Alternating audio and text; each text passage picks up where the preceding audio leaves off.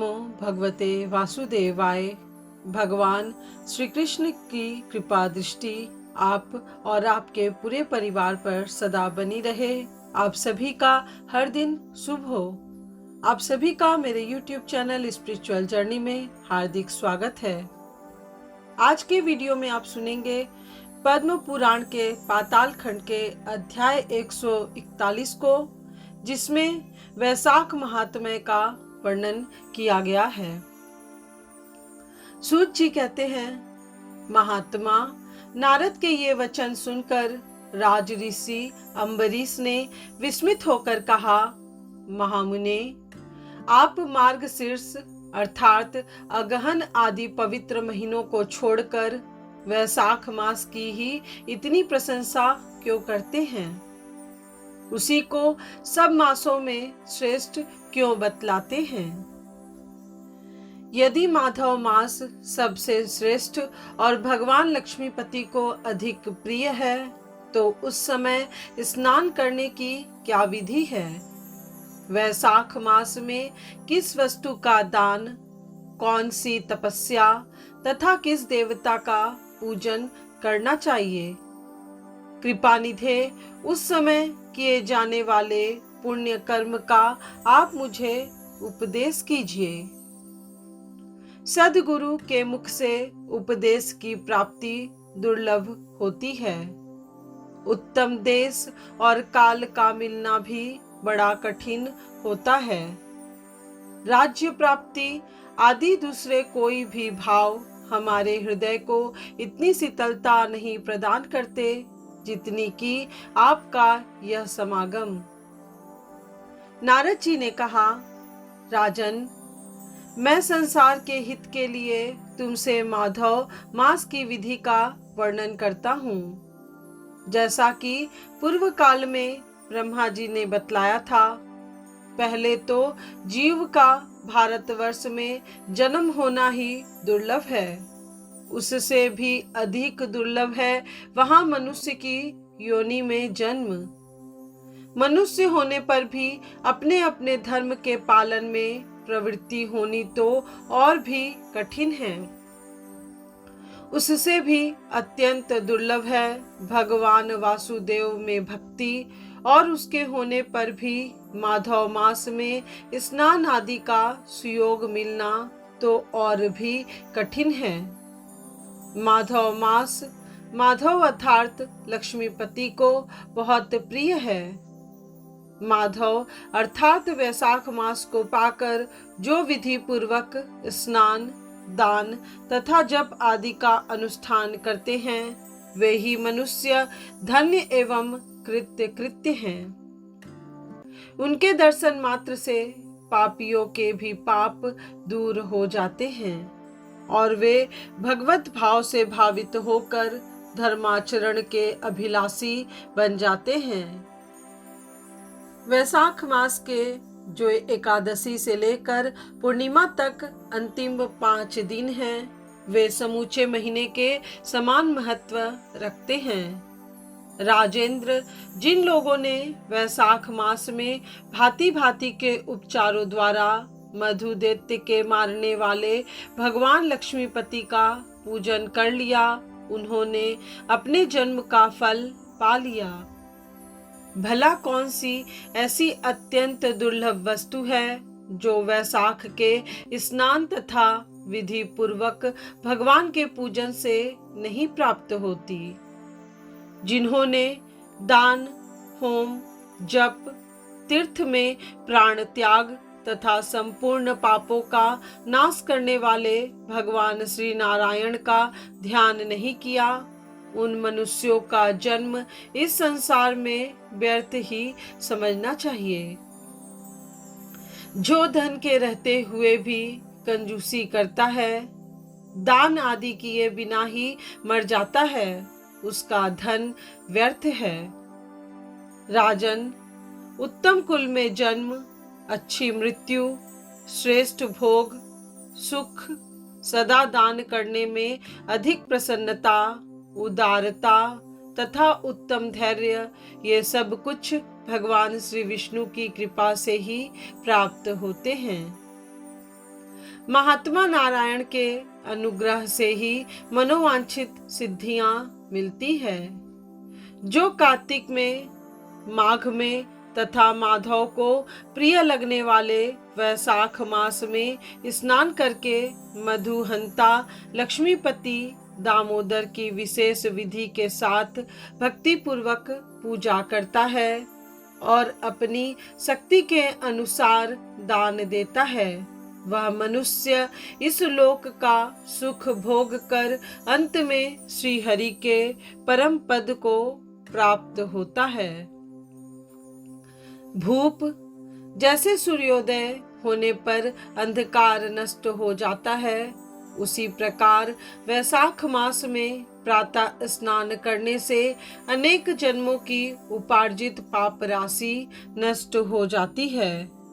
यह बात ब्रह्मा जी ने मुझे बताई थी।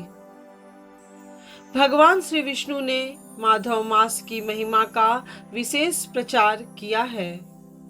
अतः इस महीने के आने पर मनुष्यों को पवित्र करने वाले पुण्य जल से परिपूर्ण गंगा तीर्थ, नर्मदा तीर्थ, यमुना तीर्थ अथवा सरस्वती तीर्थ में सूर्योदय के पहले स्नान करके भगवान मुकुंद की पूजा करनी चाहिए। इससे तपस्या का फल भोगने के पश्चात अक्षय स्वर्ग की प्राप्ति होती है। भगवान श्री नारायण अनामय रोग व्याधि से रहित हैं। उन गोविंद देव की आराधना करके तुम भगवान का पद प्राप्त कर लोगे। राजन, देवादिदेव लक्ष्मीपति पापों का नाश करने वाले हैं। उन्हें नमस्कार करके चैत्र की पूर्णिमा को इस व्रत का आरंभ करना चाहिए। व्रत लेने वाला पुरुष यम नियमों का पालन करे, शक्ति के अनुसार कुछ दान दे, हविष्यान्न भोजन करे, भूमि पर सोए, ब्रह्मचर्य व्रत पे दृढ़ता पूर्वक स्थित रहे तथा हृदय में भगवान श्री नारायण का ध्यान करते हुए कृच्छ आदि तपस्याओं के द्वारा शरीर को सुखाए। इस प्रकार नियम से रहकर जब वैशाख की पूर्णिमा आए, उस दिन मधु तथा तिल आदि का दान करे। श्रेष्ठ ब्राह्मणों को भक्ति पूर्वक भोजन कराए, उन्हें दक्षिणा सहित धेनु दान दे तथा वैशाख स्नान के व्रत में जो कुछ त्रुटि हुई हो उसकी पूर्णता के लिए ब्राह्मणों से प्रार्थना करे। भूपाल, जिस प्रकार लक्ष्मी जी जगदीश्वर माधव की प्रिया हैं, उसी प्रकार माधव मास भी मधुसूदन को बहुत प्रिय है। इस तरह उपर्युक्त नियमों के पालन पूर्वक 12 वर्षों तक वैशाख स्नान करके अंत में मधुसूदन की प्रसन्नता के लिए अपनी शक्ति के अनुसार व्रत का उद्यापन करे।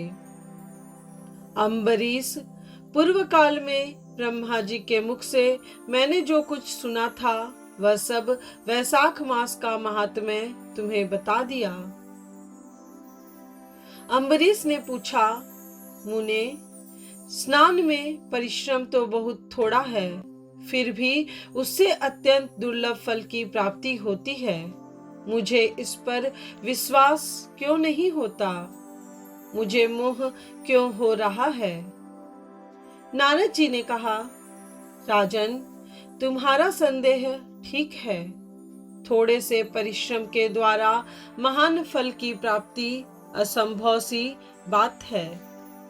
तथापि इस पर विश्वास करो, क्योंकि यह ब्रह्मा जी की बताई हुई बात है।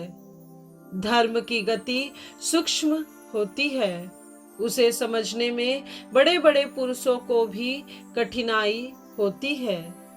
श्री हरि की शक्ति अचिंत्य है, उनकी कृति में विद्वानों को भी मोह हो जाता है।